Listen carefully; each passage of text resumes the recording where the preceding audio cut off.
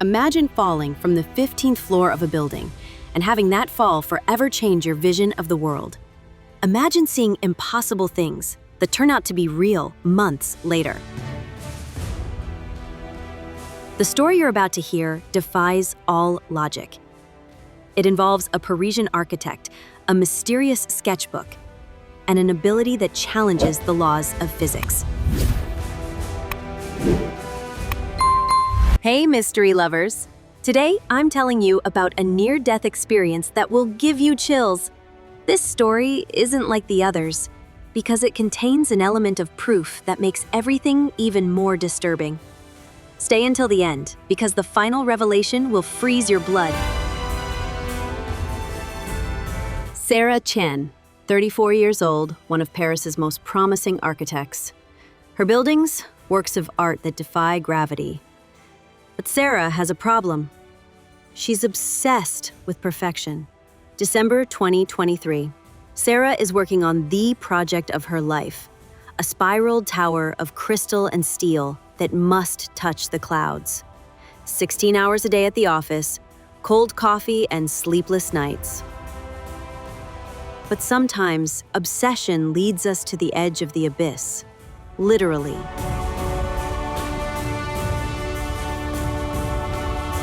"11:47 p.m., a Tuesday evening.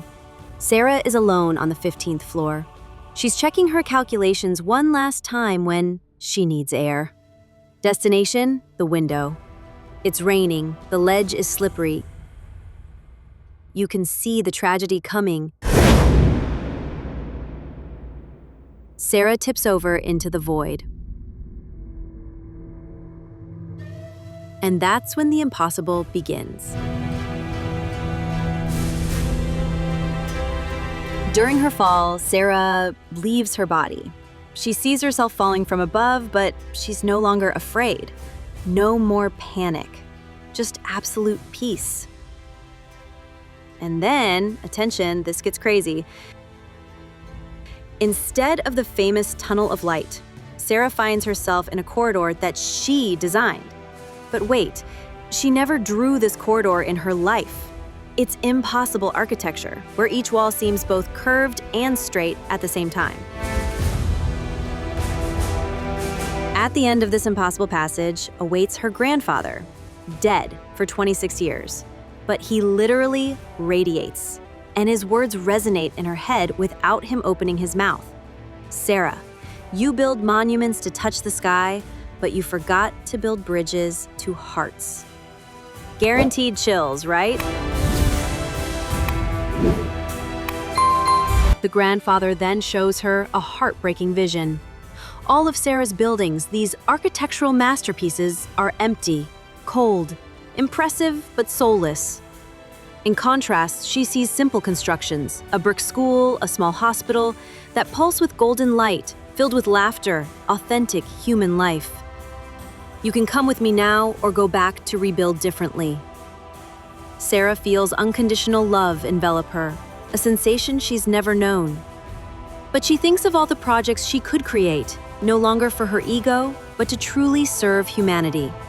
She makes her choice. Sarah wakes up in the emergency room after 4 minutes of cardiac arrest. 4 minutes clinically dead. The fall was cushioned by scaffolding, a miracle in itself. Multiple fractures, but she's alive. And as soon as she leaves the hospital, everything changes. Sarah abandons her crystal tower. No more monuments to the ego. She now dedicates herself to social projects, centers for the homeless with therapeutic gardens, revolutionary schools in difficult neighborhoods. But wait, the most disturbing part comes now.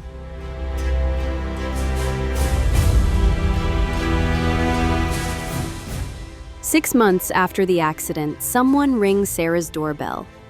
It's her grandfather's niece, a woman she barely knows. This woman brings her a sketchbook found among the old man's belongings, architectural sketches he had made in his youth before becoming a carpenter. Sarah opens the notebook and the drawings are identical to the impossible corridor she traversed during her NDE. line for line, angle for angle. This impossible architecture that her supposedly failing brain had invented had existed on paper for decades. Sarah had never seen these drawings. No one in the family knew of their existence. So, how do you explain that?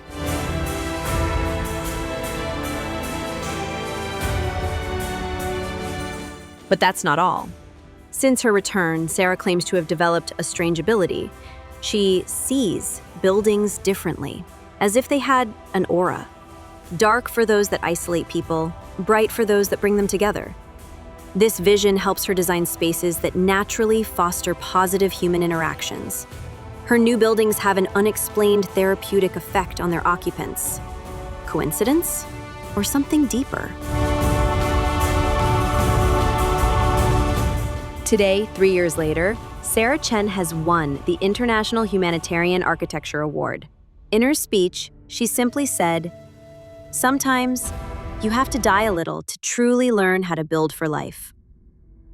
So, what really happened that December night? Hallucination of a brain in distress? Or a real journey beyond the veil of reality? How could Sarah have seen drawings she had never seen? How do you explain this new ability to read buildings?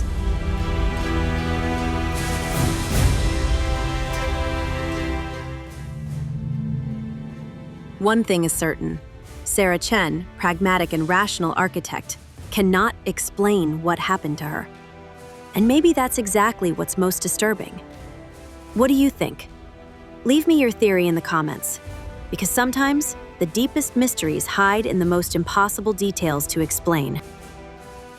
Thank you for listening to this story to the end. But before I leave you, let me tell you something important. You don't need a near-death experience to transform your life. You don't need to brush with death to discover what truly matters. Love, human connection, the deep meaning of your existence. All of this is accessible right now. Sarah needed this extreme experience to open her eyes, but you can choose to open them today. Ask yourself, what would make my life extraordinary? What would fill it with love and meaning? And if this story touched you, if it made you think or gave you chills, then subscribe to this channel, because every story I share with you is an invitation to see the world differently. Your subscription is what keeps this channel alive. It's what allows me to continue telling you these mysteries that remind us that reality is much richer and stranger than we imagine. And don't hesitate to share this story around you. Sometimes a single story can change someone's perspective on their own life. See you soon for new mysteries and maybe new revelations.